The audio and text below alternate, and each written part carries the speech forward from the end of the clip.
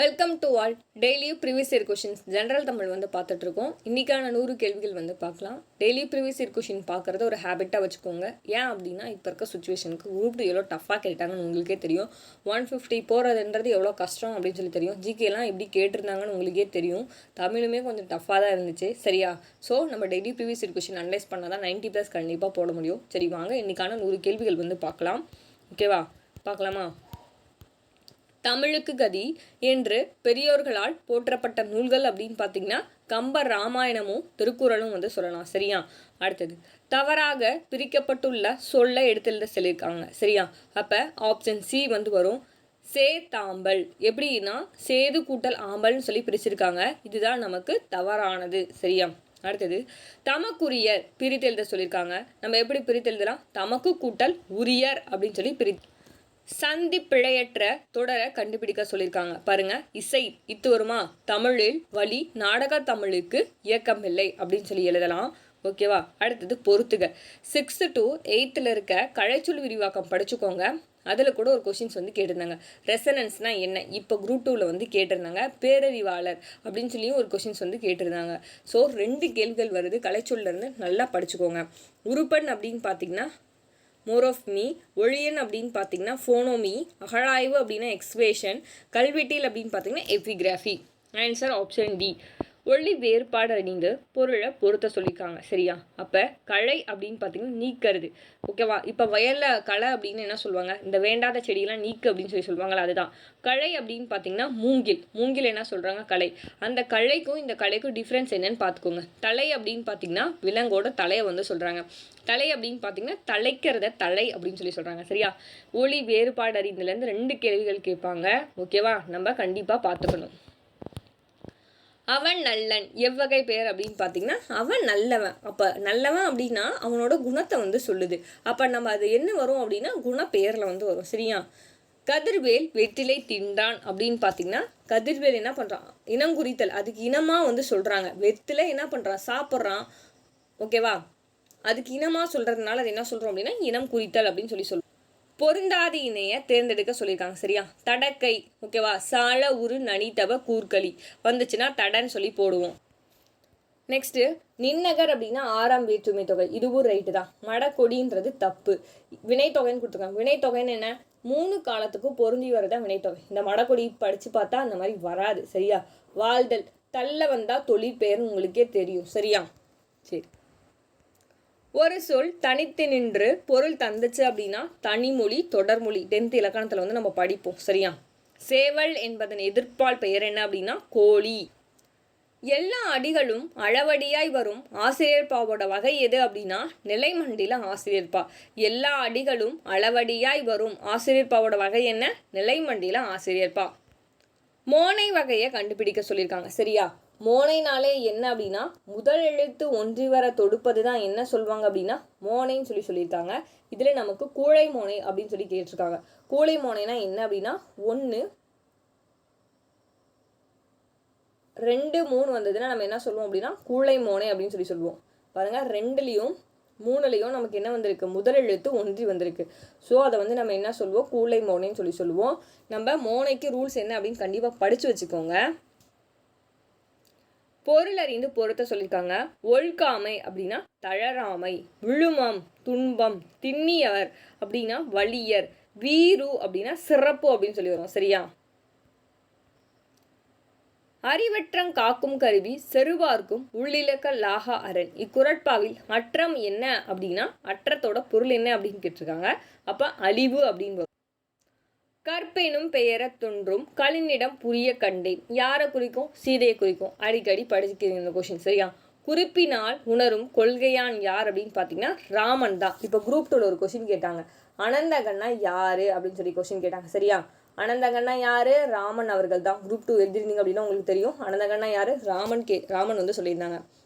தண்டுடை கையர் வெண்டிலை சிதல்வர் என்ற தொடரில் சிதல்வர் என்பதன் பொருள் யாது அப்படின்னா தலைப்பாகை கட்டியவர் சரியா. நற்றினியை தொகுப்பித்தவர் யார் அப்படின்னு பார்த்தீங்கன்னா பன்னாடு தந்த மாறன் வழுதி. நற்றினியை தொகுத்தவர் யாரு? தொகுப்பித்தவர் யாருன்னு படிச்சுக்கோங்க. ஓகேவா. அப்போ நற்றினை அப்படின்னா பன்னாடு தந்த மாறன் பெருவழுதி.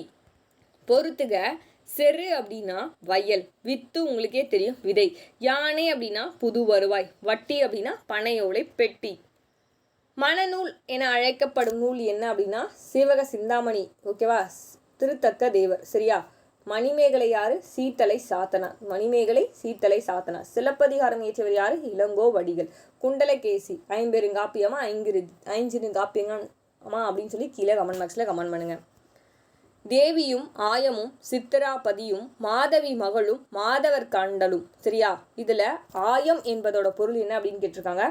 ஆயம்னா என்ன அப்படின்னா தோழியர் கூட்டத்தை தான் என்ன சொல்றாங்க ஆயம் அப்படின்னு சொல்லி.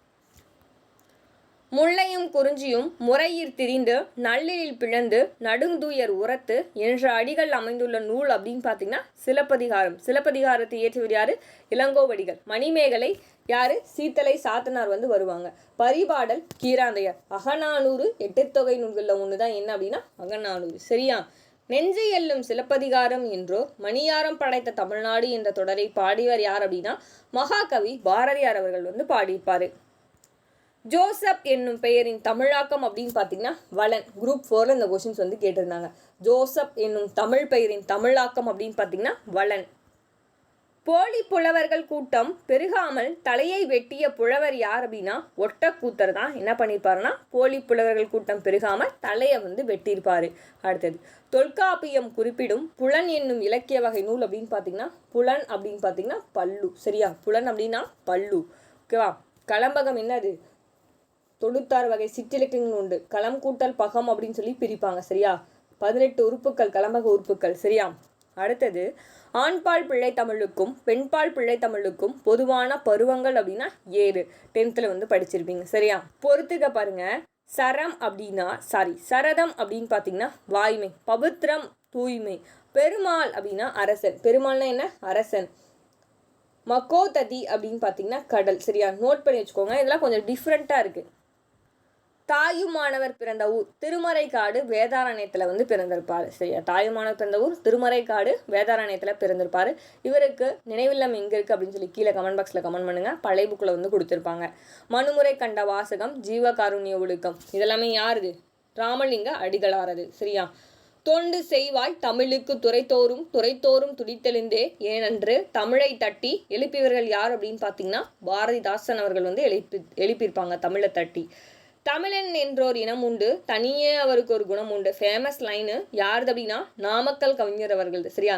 நாமக்கல் கவிஞர் நூல்கள்லாம் என்னென்ன அப்படின்னா ஓகேவா என் கதை, சங்கொலி, காந்தி கவிஞர், நாமக்கல் கவிஞர் என் கதை, சங்கொலி, மலைக்கல்லன் இந்த மாதிரிலாம் வரும் அவரோட நூல்கள். அவரோட இது அப்படின்னா காந்தி கவிஞர், தமிழகத்தோட அரசவை கவிஞராக இருந்திருப்பாரு. நாமக்கல் கவிஞர் வே ராமலிங்கனார் அப்படின்னு சொல்லி சொல்லுவாங்க. சுதந்திர தாகம் என்னும் புதினத்திற்கு 2001ஆம் ஆண்டு சாகித்யவாதம் விருது பெற்றவர் யார் அப்படின்னா சீசு செல்லப்பா அவர்கள் தான். உலகத்தமிழ் பண்பாட்டு இயக்கம் தோன்ற காரணமாக இருந்தவர் தான் யார் அப்படின்னு பார்த்தீங்கன்னா சாலை இளந்திரையன் அவர்கள். வரதனஞ்செய்யப்ப பிள்ளை தான் இயற்றிய தமிழரசி குறவஞ்சி என்னும் நூலை எங்கு அரங்கேற்றினார் அப்படின்னு பார்த்தீங்கன்னா கரந்தை தமிழ்ச்சங்கத்தில் அரங்கேற்றியிருப்பார். சிறை தண்டனைக்காக நீ வருந்துகிறாயா என வள்ளியம்மையிடம் கேட்டவை யார் அப்படின்னு பார்த்தீங்கன்னா காந்தியடிகள். பழைய புக்கில் 8th வந்து கொடுத்துருப்பாங்க. அஞ்சலை அம்மாள், அம்புஜத்தம்மாள், வேலுநாச்சியார் இவங்களை பற்றி கொடுத்துருப்பாங்க. கண்டிப்பாக அவங்கள பற்றி பார்த்துக்கோங்க. கண்டிப்பாக ஒரு கொஷின்ஸ் வந்து கேட்குறாங்க. ஓவியக்கலை எந்த நூற்றாண்டில் தோன்றியது அப்படின்னா ஏறக்குறைய 7ஆம் நூற்றாண்டில் தான் தோன்றியது. சாலம், சபாஸ் என எம்மொழி சொற்கள் அப்படின்னு பார்த்தா அது ஒரு உருது சொற்கள். சரியா? எது தவறானது அப்படின்னு கேட்குறாங்க. தமிழர் நாகரிகம் பண்பாடு தட்சிணமூர்த்தி, தமிழர் சால்பு வித்யா ஆனந்தம், தொல்லியல் நோக்கில் சங்ககாலம் கா ராஜன், தமிழர் வரலாறும் தமிழர் பண்பாடும் ரத்னம் கொடுத்துருக்காங்க. இது வந்து தப்பு. ஓகேவா? இது நீங்கள் 9th 10th புக்குக்கு பின்னாடி வந்து கொடுப்பாங்க. அதுலேருந்து தான் இந்த கொஷின்ஸ் வந்து எடுத்திருக்காங்க.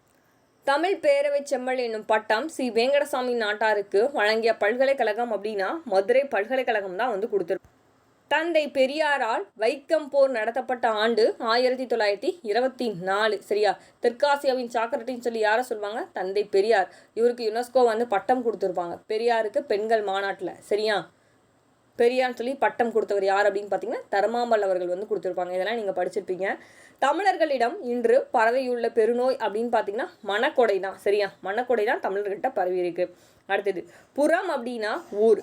பட்டினம் நகரம். பாக்கம் அப்படின்னு பார்த்தீங்கன்னா சிற்றூர். புலம் அப்படின்னா நிலம் வந்து வரும். திரைக்கடலோடி திரவியம் தேடு. ஈஸியாக போட்டுடலாம், ஔவையார் அவர்கள் தான். சரியா?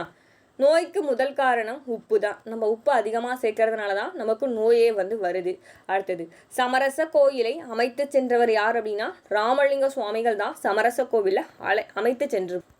ராமலிங்கர் அடிகளார் பற்றி 2 கேள்விகள் வந்து கேட்டாங்க. சரியா? ஜீவகாருண்ய ஒழுக்கம், மனுமுறை கண்ட வாசகம். சரியா? எத்தனை பாடல்கள் இருக்க, திருவருட்பா, இதெல்லாமே பார்த்து வச்சுக்கோங்க. ஒரு கொஷின்ஸ் வந்து கேட்குறாங்க. அடுத்தது, நெஞ்சு எல்லும் சிலப்பதிகாரம் என்றோர் மணியாரம் படைத்த தமிழ்நாடு. ரிப்பீட்டட் ஆகுது, ரொம்ப ரொம்ப இம்பார்ட்டன்ட். ஓகேவா? பாரதியார் அவர்கள் தான். கருமுகில் அப்படின்னா பண்பு தொகை. பண்பு தொகைன்னு என்ன? மை வந்து வந்திருக்கும். அப்போ கருமை கூட்டல் முகில்.